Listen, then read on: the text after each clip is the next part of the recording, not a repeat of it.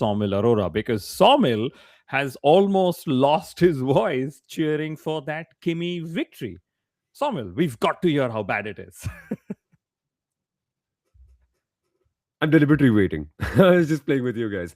Uh Man, yeah, I almost had a tear in my eye watching Kimi cry. It's it's so beautiful. I mean, my first race was Sebastian Vettel winning in Monza, and at that time he was the youngest race winner. And to see a teenager win, fighting the odds, that's how I fell in love with Formula One. And then we see Kimi Antonelli win today, Kunal. It is such a landmark moment. Come to think about it, someone in the first year of their college, like someone who's just gotten done with grade 12, has won a Formula One race today.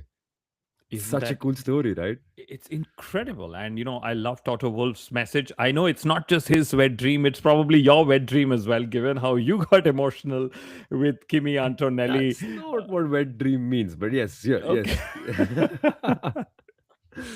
But it's beautiful. Yeah, it's taken him some time. He's gone through a lot of public trials and tribulations.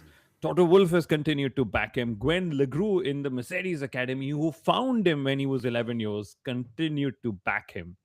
But he's finally come through. Yes, it was helped by George Russell's issues in qualifying. It was helped by the Ferraris kept George Russell back.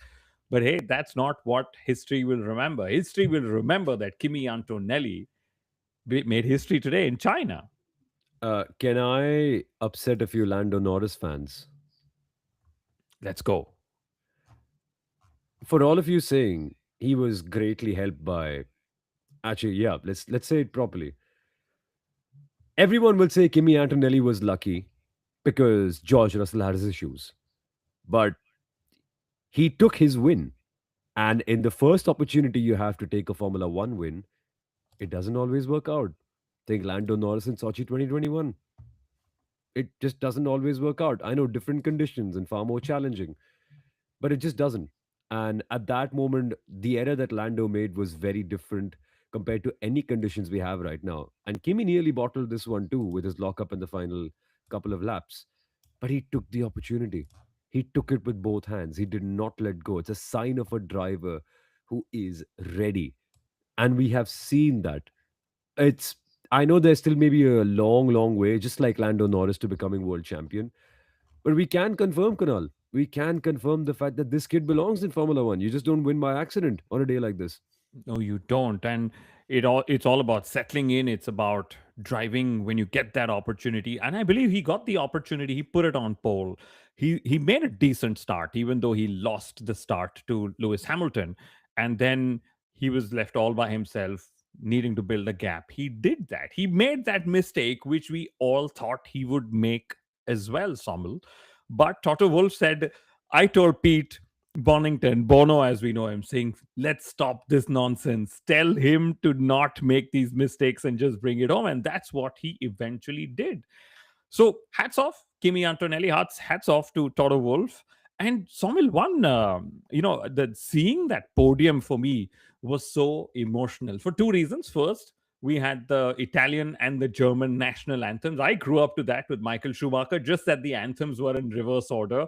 But I was like, wow, I know what that is. That's the young Kunal who grew up listening to that beautiful podium melody. So that was one. And then, of course, we had George Russell, Antonelli, both Mercedes juniors winning 1-2 in the Drivers' Championship, but also Pete Bonington with his long term friend and former driver, Lewis Hamilton. And, for those who watched the podium for longer, you all would have also seen that George Russell moved away to let Bonington, take a picture with Lewis and with Kimi, given that he's race engineered both of them. I thought that was very, very emotional a moment.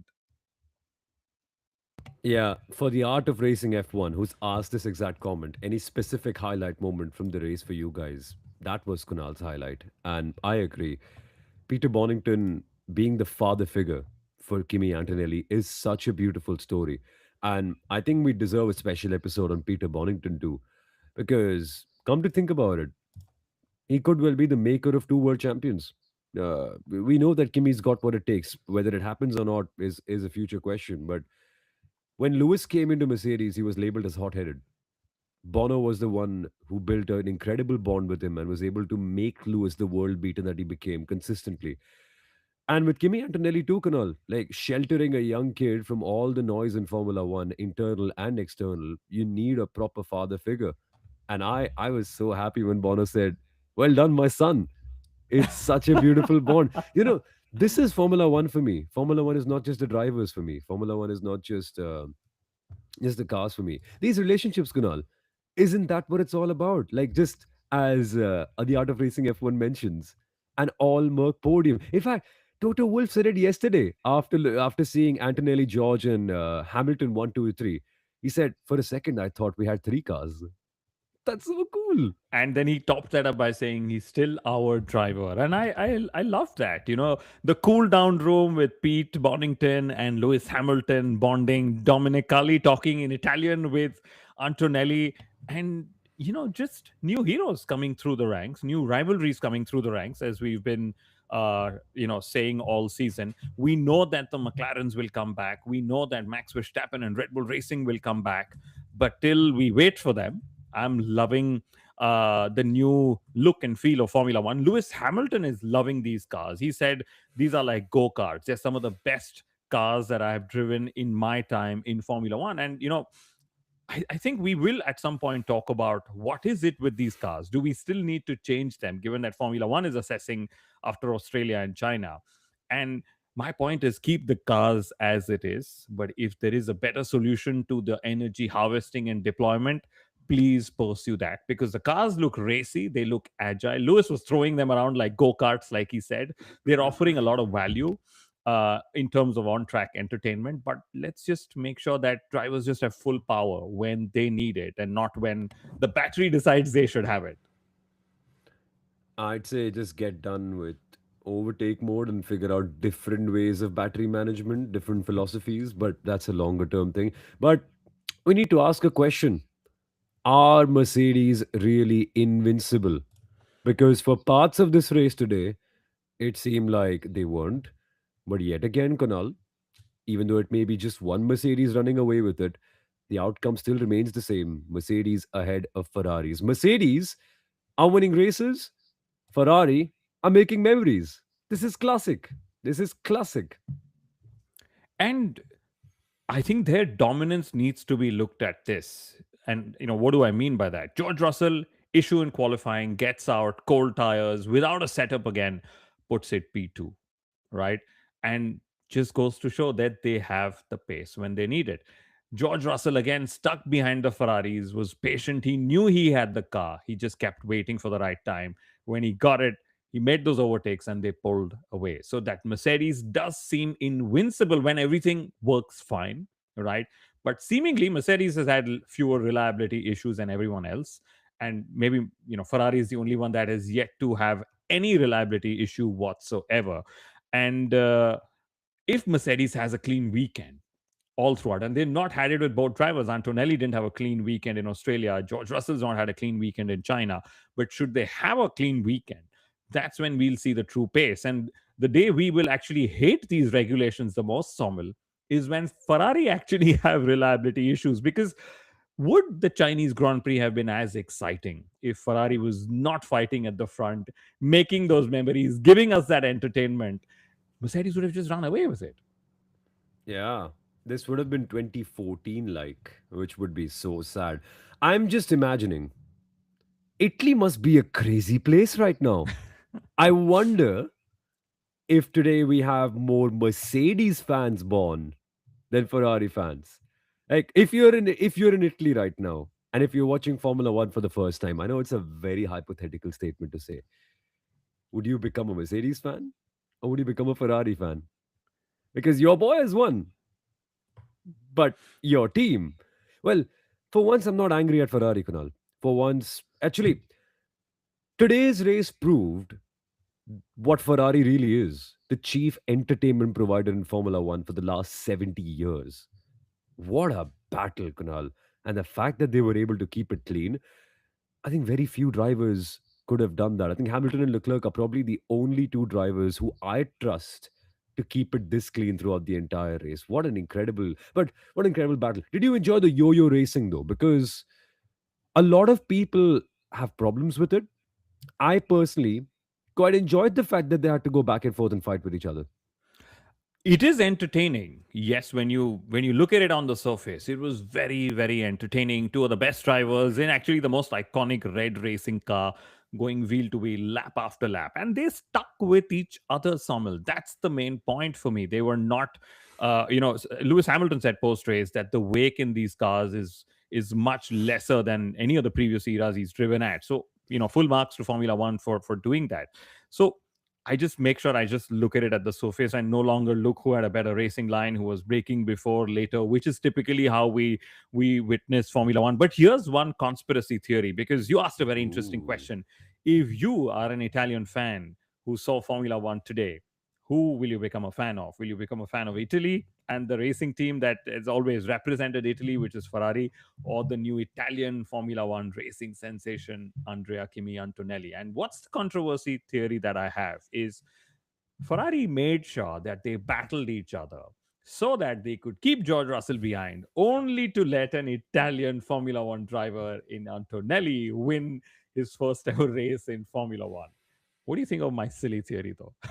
Well, if I have to top it up, by making an no, I won't make that comment. Forget about it. No, No, no, we gotta hear that. We no, no, no, gotta no, hear no, that. no, no, no, no, no, I won't make that comment.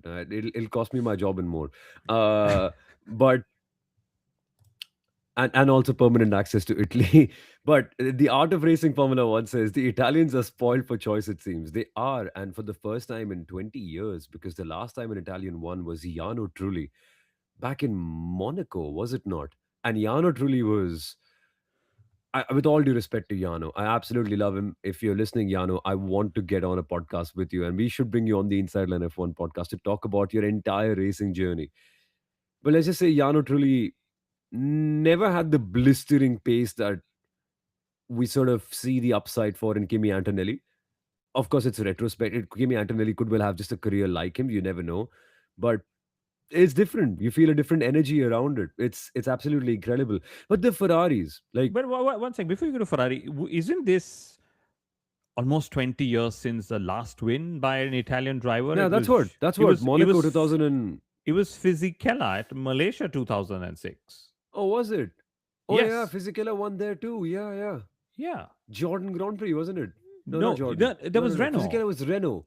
Yes, Oh that was man. those times in Renault. Yes, lots of comments coming in. Oh, We will take wow. them, but move on to your point about Ferrari. Yeah, about Ferrari. They halved the gap this weekend to Mercedes, Kunal. It's evident that a circuit like China, at least we don't know what exactly was the reason behind it, but it's evident that China suited Ferrari more than Melbourne. But do you still sense that there is a big gap between the two teams? Oh, of course, there's a massive gap between the two teams. Firstly, thank you, Ferrari, for being there, because Red Bull hasn't shown up, McLaren hasn't shown up, but at least Ferrari are trying to take the battle to Mercedes. I can't imagine how boring the 2026 Formula One season would have been had it not been for Ferrari battling amongst themselves and then along with the Mercedes cars as well. Now, Lewis Hamilton said that Ferrari has a 4 to 5 tenths per lap deficit to the Mercedes cars in race trim. George Russell admitted that the Ferraris are actually quicker in the corners, but they are much slower than the Mercedes cars in the straight. So, literally, what Ferrari is going to try and work on every single race is how can they have more energy deployment on the straights. Now, is it down to the package? Is it down to how they harvest and deploy energy? Is it down to how much they are able to gain in the straight line modes? Yes, that's what all early season indicators are hinting at. Or could it be down to compression ratios? In fact, George Russell in the post race press conference admitted to that there could be a change that happens after the initial, compression ratio measurement changes that come after the 31st of July. So it could very well be the compression ratio trick as well. A very interesting perspective that Chetan Narula, our fellow commentator on the Hindi F1 broadcast on Fan Code, brought out. He said Mercedes probably won't be the same after the compression ratio issue. And the fact that Bahrain and Saudi Arabia are cancelled, could be bad news for Mercedes because it's more races for other rivals to catch up. I'll tell you, for me, the bad news for the fans is fewer races for us to see Leclerc and Hamilton go hammer and Yes. tongs at each other. George Russell had the best seat in the house seeing the two drivers go racing, and George Russell admitted this was the most aggressive racing I have seen. And I was actually waiting for them to take each other off the track. But the amount of respect that they had, the amount of racing room they gave each other, and we also saw that they touched, once. But hats off even to the Ferrari pit wall for letting them fight. What a race. That brings us to the constructors' standings after the second round of the Formula One season. Would you believe me if I told you that a team that Max Verstappen used to lap for fun is now ahead of Max Verstappen's Red Bull Racing? Haas are fourth, Red Bull Racing are fifth, and Haas are 1 point behind last year's Constructors' World Champions McLaren. Times change, and how, Kunal? Isn't it incredible? And I'm loving how Haas seems the most dependable team in the F1 2026 regulation, not just amongst the midfield, but also amongst the front runners. And out of those points, you have to remember 17 points that Haas has. Oliver Behrman has scored all 17 points. He's outqualified Esteban Ocon all the times. He has scored points in all the three races we've had, the two Grand Prix, Australia and China, and the sprint as well in China as well. So Haas is there. And here's something more fun. Since you're on the Constructors' Championship, Red Bull Racing with 12 points are tied literally with 12 points. With who? Racing Bulls. Okay. So the Red Bull A team and the Red Bull B team, different operations, everything is different, different competitive levels, everything. They are tied for points together. Who would have actually imagined? And yes, This, that is this a is, crazy stat out of racing. yeah, no. It's like 2008 all over again when, actually, no. Now that we're on the subject of a young driver winning in Formula One, did you know that Racing Bulls slash Alpha Tauri slash Toro Rosso won a Formula One race before Red Bull Racing? It's a very interesting thing. I know I hate the fact that I have to say this because I just think it's common knowledge for everyone since I started watching at that very race. But hey, whatever. Comments. We should take a few of them in. Cha, Cha, Charan Charan Singh. Singh. Charan Singh says how Mercedes are quick and better in the year. They've built a better car, and it's evident that their power unit and especially the energy deployment part is making a big difference in terms of their pace. We don't know if their chassis and just the basics and the fundamentals of a race car, which are tires, suspension, chassis, aerodynamics, how well are they compared to Ferrari. But the power unit is clearly a big factor in all of that, isn't it? Yes, it is. And I believe even the chassis needs to be applauded because the integration between the chassis, power unit, and crucially, what the Mercedes customer teams are struggling with, which is the engine mapping about how you use that power unit across the circuit to extract lap time. That's where Mercedes is really good at. And we have to credit both the drivers, George Russell in particular. He's been flawless. We are seeing the best version of George Russell ever. So that's one of the reasons why Mercedes is so good and clear ahead of the rest of the rivals. How clear are they? Mercedes with 98 points, and Ferrari are second with 67 points. So that's a 31-point advantage already, just two races into the season. Dom Deng is here saying, what a complicated set of regulations. Well, I'd love for you to ask us what you feel is complicated because as the races are going on, Soumil and I should be able to point out what should you actually look at and what you should ignore when it comes to the on-track battles. It did seem extremely complicated and different in the preseason, but now that we've gone through three races, it's seemingly easier to look at. Okay, just look at this part of the metrics and forget all the other rest because the racing is still the main part of the story. And what good racing we got. Incredible racing. KSGM 327 has a word on that. He said, the lines that Lewis was taking were just incredible. You can see that man just drives and doesn't look at other people's data. The fact that we're talking about Lewis Hamilton's lines while racing and not, oh, Lewis Hamilton was able to conserve his tires by 2/10 of a second and was just able to run away in clean air and all the stuff that the boring stuff we used to talk about in the ground effect era. The fact that that's happening shows you that Formula One, in a way, in my opinion, is pointing in the right direction in terms of entertainment. Let's answer Bharat's question, Kunal. And this is something that takes us to the most depressing part about Formula One nowadays, the sad life of Max Verstappen. Bharat asks, why is Max not able to get the good start? Is it only the battery? Or is Max not able to understand the start procedure? Well, it could well be, Kunal. I mean, we often assume that the drivers are invincible, especially the ones who won world championships.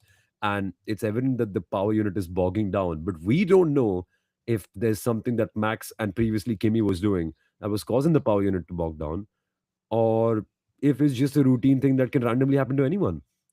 Well, Max Verstappen continues to have issues at the start. It's not a driver thing. And let's remember, over the years of history, what were race starts all about? You see the five red lights when you dip the clutch and you change to your first couple of gears and you get the acceleration. It was purely about driver reactions.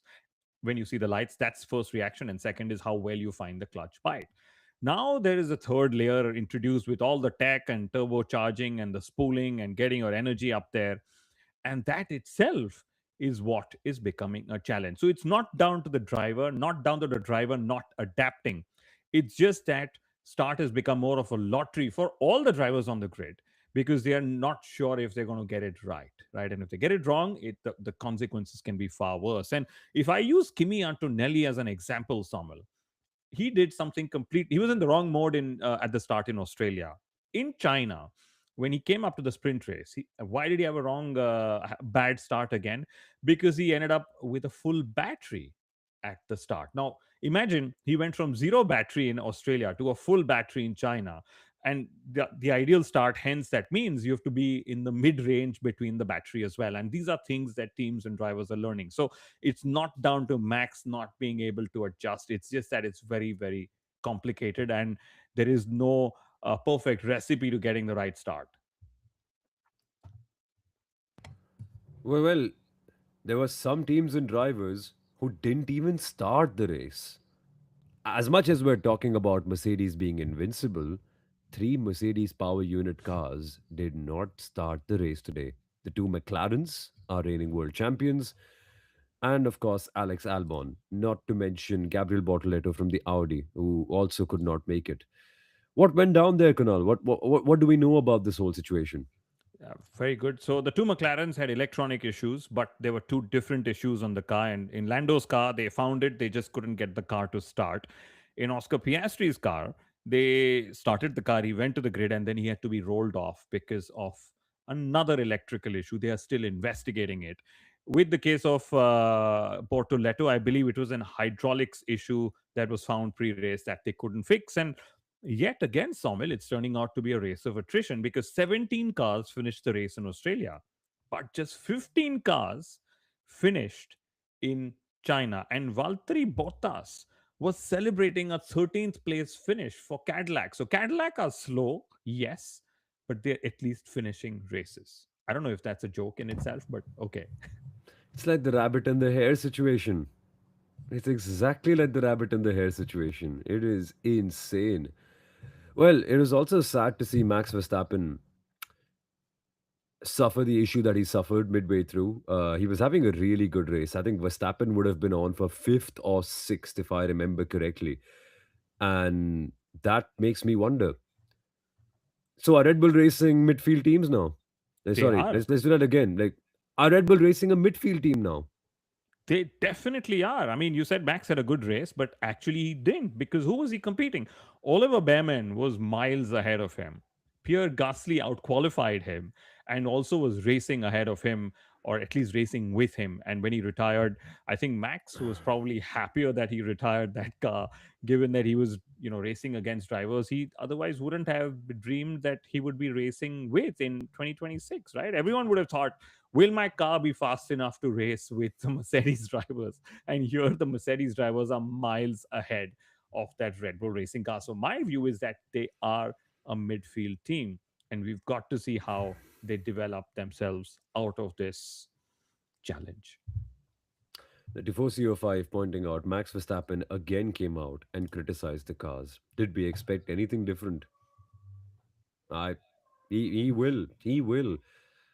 But let's also understand it's a perspective. Max is not the be all and end all of motorsport. We all love him for what it is, and we absolutely adore what kind of a character he is and speaking the truth. And I personally don't like the fact that the cars have to be this way. If I were driving them, I probably wouldn't enjoy. But taking a step back for the greater good, it's great, no, Kunal? It's great. I think it's one driver criticizing is something, but broadly, I'm not hearing a lot more criticism now. Like you just get on with it, I suppose. I mean, I'll put it this way: the which era defined Max Verstappen's greatness? It was the ground effects era from 2022 till the end of 2025. Will the new era that we are in, this 2026 era, will this end Max Verstappen's era in Formula One, right? And hence, whose era will it be? Will it be George Russell? Will it be Kimi Antonelli? That we'll wait to see. But similarly, Lewis Hamilton's era literally ended with the ground effects era. Now, why am I bringing this up? Is this is how it started for Max. The conversation has already moved on to Antonelli and Russell and the Ferraris. If Max and Red Bull do not find themselves back at the front battling, they will be out of those conversations. And if these rules don't change, which Formula One may decide that we stick to them, and Red Bull is unable to engineer themselves out of this, will Max be okay battling with the midfield? Will he at that time realize that, oh my God, I need to pull the plug and go elsewhere? In which case, where could it be? Because Aston Martin Honda, which is where a lot of eyes were being put at, were definitely don't seem like the team to be at least right now. And Dr. Wolf would be wondering, if Kimi and George are both winning races for me, do I even need a Max Verstappen? Why upset the apple cart?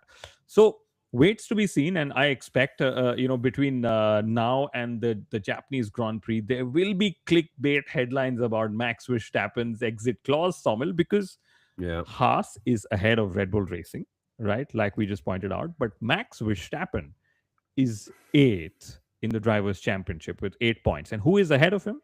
Oliver Behrman in fifth place at 17 points. Lando Norris with 15 points in sixth place, which is fine. But at least imagine Pierre Gasly in that Alpine Mercedes with 9 points is ahead of Max Verstappen.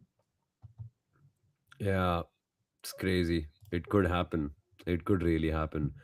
Let's just touch upon the midfield for a couple of minutes before we end. I can barely speak and barely carry on. So it's it's we should reserve a lot of these talking points for Wednesday when we sit down and talk about the broader story and what's But happening with no Formula no One. no And no no, Samuel. I know you're gonna actually end up screaming with excitement about this point. Carlos Sainz scoring a point with Williams. How did you not bring it up? I know you're saving your voice up for that. I I am amazed at the fact that Williams got in the points. I'm absolutely amazed. At one point, I thought he'd be gobbled up entirely. But no, they held on. They held on. It's incredible what's happened this weekend.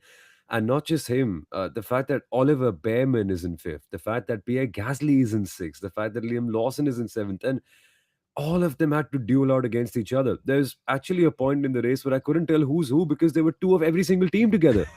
It's it's incredible. It's wonderful Yeah, racing and we've and seen. since you mentioned Carlos Sainz, who's your beloved driver, Carlos said we are overweight, we don't have downforce, which is what you need around China. And they said we just did everything else right while the others didn't, and that's how we ended up scoring points. It's a mini victory for us, is what he said. But we normally cheer for Arvid Lindblad, given that he's been on the podcast. You spent days and nights with him, Somil. Hats off to Liam Lawson as well.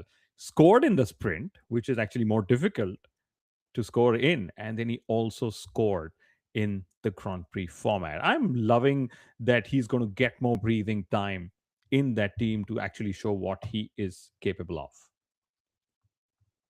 And Liam Lawson was looking racy, like really racy. It'll be fun to go back and watch the race from his perspective. What a interesting race it has been for Liam Lawson. What a Yeah. what a fun time. And then Dom Deng has actually, updated his comment saying watching PS3 on board for charging and harvesting his battery at Australia. And that was strange, and hence the complicated comment. Yes, it is different. The Halo graphics that show up are different. We are seeing, where the drivers are recharging and deploying battery, and truthfully that is also where teams are expecting their deployment strategies to converge, right? So what is the convergence? You know that you go to a track like China, the aero range in which you will set up your car at is pretty much the same for every team, apart from a driver balance that they would seek. Similarly, Formula 1 is hoping that even energy deployment will become standard. So corners where drivers are harvesting more energy versus corners where they are deploying more energy will eventually converge, and then that recharge and deployment stat or that graphic will not be of that much importance, right? Somil, given how we've spent a lot of hours trying to understand how we're going to look at those metrics and commentate. Yeah, it's going to be interesting, and it's also different ways in which they'll do it. So it'll make it's good for us viewers to know who's doing what where, but I don't think that'll be the decisive point. It's just good for understanding. But Yeah, I really like how it's going. I really like how yeah. it's going. Last couple of comments before Somil gets a break. We can take this one, which is seems like these regulations favor more towards circuits like China over high speed circuits like Albert Park. Yes, that's literally what we spoke Well, of. yeah, it's true because this is a traditional proper circuit, right? It's it's ideal circumstances. It's only in the outliers where we really see the worst of the regulations, like Monaco and the others. But we'll see. In fact, we've gone from one of the worst circuits in Australia for these regulations to one of the best circuits in China. So, like I said in the preview, hopefully a summation and an average of the two will be good. And Sarika is saying, was that bad luck for George or classic Mr. Saturday fading on Sunday? Well, it was bad luck for him that he had issues in qualifying and he had to come back and put the umbilical cord and not have his regular run. Like Antonelli said, what could George Russell have done with the extra set of softs? So that's of course that. And then yes, it was also, I wouldn't say bad luck, but the Ferraris were just ahead, and George Russell had to wait for his time so that he gets clean air and then see if he's able to attack Kimi Antonelli. But Antonelli had pulled a sizable lead of 6 to 8 seconds, and pretty much kept to that, right? Somil, that's what we saw throughout the race. So the bad luck for George was more on Saturday than on Sunday. Sunday, this is just how races pan out. You will never be on your own in a race. You will always have the other rivals to battle with and contend with, especially if you're going for race wins. Which is what it is. It's meant to be a race. Toto, we went motor racing, and it's one of Toto's boys who's won today. What a day we've had at the Chinese Grand Prix in Shanghai. We'll be back in the midweek to talk more Formula One. And it's been a pleasure hosting you on the Inside Line F1 podcast, folks. Make sure you're subscribing for more short form and long form content on Instagram and YouTube. Take care, everyone. That's been Kunal and myself, Soumil. We'll catch you in a bit. Bye bye.